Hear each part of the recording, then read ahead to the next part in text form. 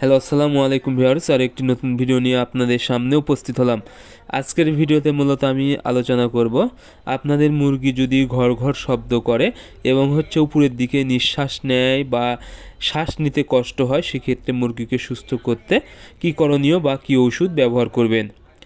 আপনারা যারা মুরগি পালন করে থাকেন, মুরগির এখন প্রায় এই রোগটা হচ্ছে যে উপরের দিকে নিঃশ্বাস নিচ্ছে বা ভালো করে নিঃশ্বাস নিতে পারতেছে না এবং অনেক সময় ঘর ঘর শব্দ করতেছে। এরকম যদি সমস্যা হয় তাহলে কি করবেন, যদি বেশি পরিমাণ মুরগি হয় সেক্ষেত্রে এই মুরগিগুলোকে অবশ্যই আলাদা করে নেবেন। আলাদা করে কিন্তু আপনারা খাবার এবং পানি দিবেন এবং এদেরকে চিকিৎসা করবেন। তাছাড়া কিন্তু এই সুস্থ মুরগিকে কিন্তু সংক্রামিত হতে পারে। এভাবে আলাদা করে নেবেন আপনারা অবশ্যই একটি জায়গায় এবং আলাদা করে খাবার পানি দিবেন। এবং ওষুধ হিসেবে আপনারা ব্যবহার করবেন ইউরোকট 1 গ্রাম 1 লিটার পানিতে, সাথে ইনরোটেন, নাভানা কোম্পানির ইনরোটেন 1 মিলি 1 লিটার পানিতে। আপনারা এই গ্রুপের অন্য ওষুধে ব্যবহার করতে পারেন। গ্রুপটা হলো অ্যানথ্রোফ্লক্সিসিন।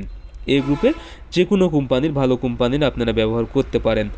1 মিলি 1 লিটার পানিতে এই ইউরোকট এবং ইনরোটেন, এটি আপনারা মূলত 3 বেলায় ব্যবহার করবেন এবং 1 বেলা আপনারা রেসপিরন ব্যবহার করবেন স্কোয়ার কোম্পানির 1 মিলি 1 লিটার পানিতে।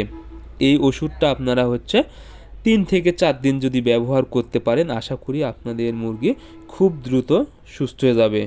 সো যখনই মনে হবে আপনাদের মুরগি এরকমভাবে নিঃশ্বাস নিতে কষ্ট হচ্ছে বা ঘর ঘর শব্দ করতেছে, তখনই আপনারা এই ইউরোকট, অ্যানথ্রোফ্লক্সিসিন এবং রেসপিরন, এই 3টা ওষুধ যদি আপনারা ব্যবহার করতে পারেন, আপনাদের মুরগি খুব দ্রুত সুস্থ হয়ে যাবে। ধন্যবাদ সবাইকে।